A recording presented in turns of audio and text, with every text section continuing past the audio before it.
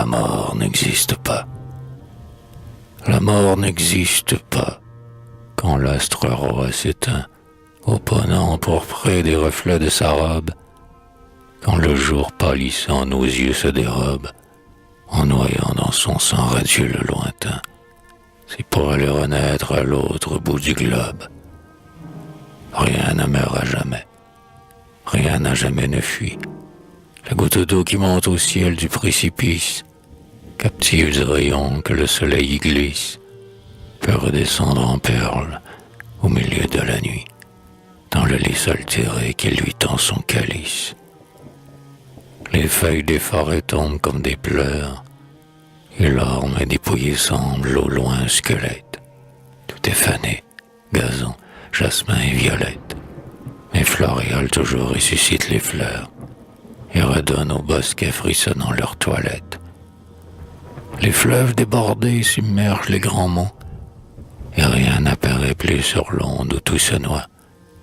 Mais soudain l'arc-en-ciel au firmament chatoie, et la terre du sang des flots lourds de limon émerge et de nouveau brille et frémit de joie. Par l'ouragan farouche un chêne est renversé, un rejeton en sort, croix et se ramifie. Les mondeurs, en blessant le cep, le fortifient. L'herbe pousse plus drue où la faux a passé. Rien ne peut étouffer le germe de la vie.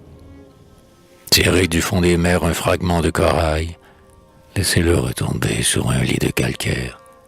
La fleur du polypier, arrachée à sa mère par un mystérieux et persistant travail, reforme un nouvel arbre au sein de l'onde amère.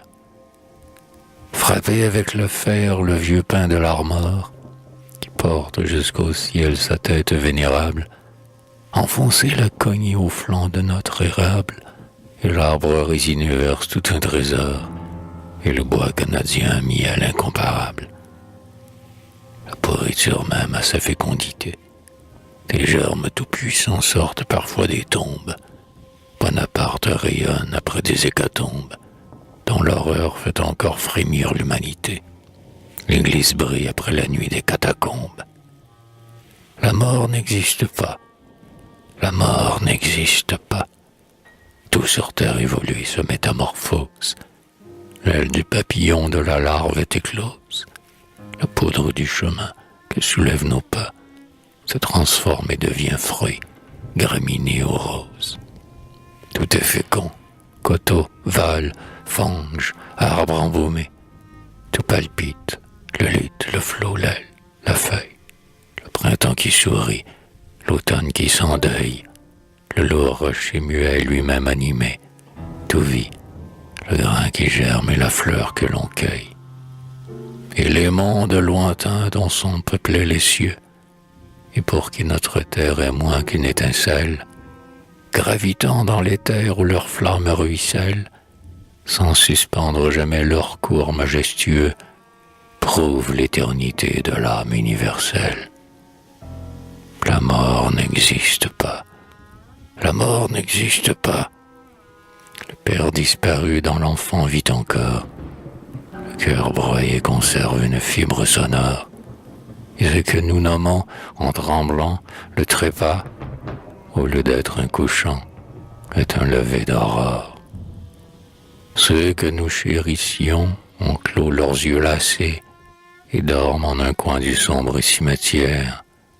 Ils sont ensevelis à jamais sous la pierre, mais ils vivent toujours, car les doux trépassés, au soleil éternel, ont rouvert leurs paupières. Non, ils ne sont pas morts. Ils vivent désormais dans un lieu plus serein, une sphère plus ample. En laissant derrière eux un immortel exemple, ils ont, un jour, atteint le sommet des sommets, d'où l'oreille, enivrée d'infini, nous contemple. Ainsi que des oiseaux, ils se sont envolés, vers un ciel plus clément, vers un bord plus fertile. Ils ont enfin trouvé l'impérissable asile, pour aller revêtir les manteaux étoilés. Ils ont laissé tomber leurs vêtements d'argile. Ils nous aiment toujours, ils nous suivent partout. Ils sont restés pour nous les compagnons fidèles, attachés à nos toits comme les hirondelles. Et parfois nous croyons entendre tout à coup le timbre de leur voix et le bruit de leurs ailes. Et lorsque nous tombons ployés par les regrets, lorsque nous gémissons sous le poids de la chaîne, qu'au bagne de la vie incessamment l'on traîne, ils viennent se pencher la nuit à nos chevets, et nous croyons sentir sur nos fronts leur haleine. Des bords mystérieux où commence le ciel, ils nous disent de fuir le terrestre esclavage, tels de blancs albatros, dans l'ombre d'une plage, de moment en moment jettent des cris d'appel, des oiseaux restés sur un autre rivage. Et, guidés par leur voix, soutenus par leurs bras, nous gravirons un jour la montagne éternelle, après avoir brisé l'enveloppe charnelle qui nous fait chanceler si souvent ici-bas. Mais quand donc sonnera cette heure solennelle? Quand donc va retentir dans les airs notre glas? Quand donc, cher trépassé, viendra la délivrance? Quand donc auront enfin cessé les durs combats? Qu'importe le moment, nous gardons l'espérance. La mort n'existe pas. La mort n'existe pas.